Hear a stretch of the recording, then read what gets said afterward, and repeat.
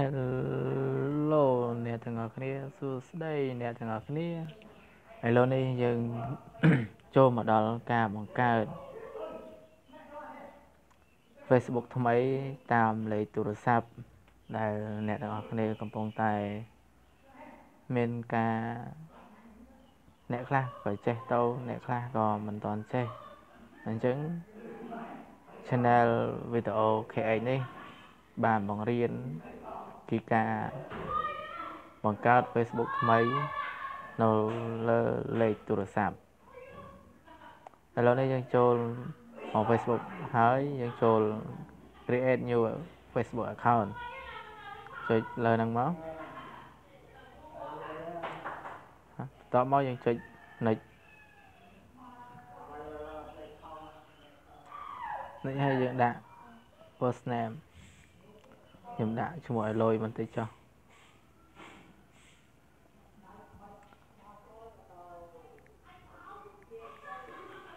ដាក់មិនមក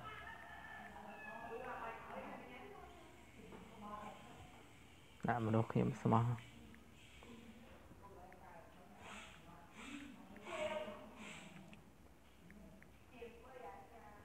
last name ដាក់ចោះអ្នកវិញ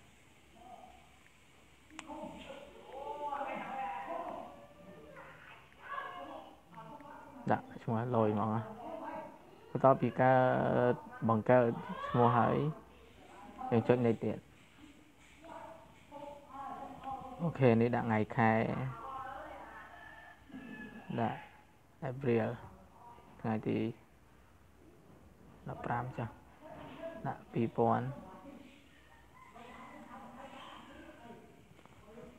យើងរៀបចំថ្ងៃខែហើយយើងចុច next ទៀត male or female យើងប្រុសយើងដាក់ male មកចុច next ដាក់លេខទូរស័ព្ទដែលយើងចង់បង្កើតតោះ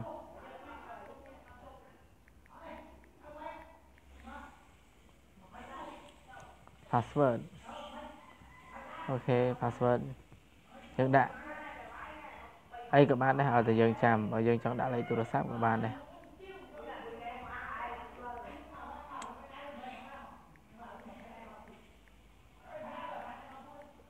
អូខេ next មកទៀតមកចុច skip using app មកអូខេវាព្រមទទួលហើយវាព្រមឲ្យហើយអញ្ចឹងអ្នកទាំងអស់គ្នាកុំភ្លេច subscribe នៅ channel វីដេអូ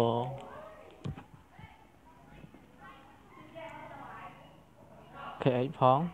យើងចុចយក save password មកដាក់លេខកូដដែលវាផ្ញើមកនៅលើលេខទូរស័ព្ទវិញណាដាក់មក29 531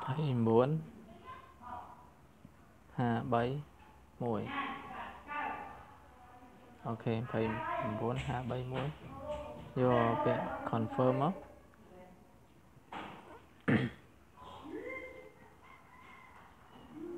អូខេ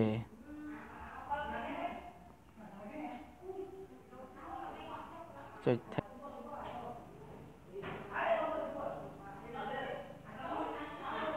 ចុចយកពាក្យយើងមិនចង់ដាក់រូបភាពក៏បានដែរយើងយកពាក្យ skip មក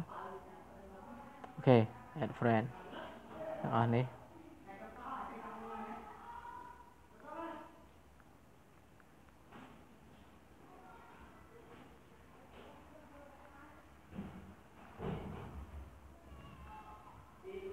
នេះតែប៉ុណ្្នឹងក៏បានដែរចុច down មក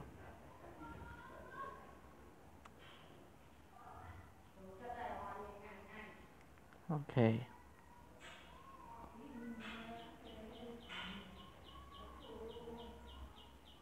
ចុច friend មក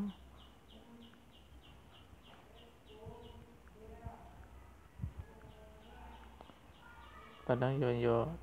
ពាក្យ skip មកអូខេ ពេលនេះគឺរួចរាល់នៅការបង្កើត Facebook តាមលេខទូរស័ព្ទអូខេរួចរាល់ហើយនេះមករកខ្ញុំស្មោះចោះអ្នកវិញអូខេអញ្ចឹងរួចរាល់ហើយនៅការបង្កើត Facebook តាមលេខទូរស័ព្ទហើយមានតែប៉ុណ្្នឹងឯងអញ្ចឹងអ្នកទាំងអស់គ្នាមើលវីដេអូនេះហើយកុំភ្លេចជួយ Subscribe ម្នាក់មួយផងដើម្បីទទួលបាននូវចំណេះដឹងថ្មីៗជារៀងរាល់ថ្ងៃពីវីដេអូ KH សូមអរគុណ Thank you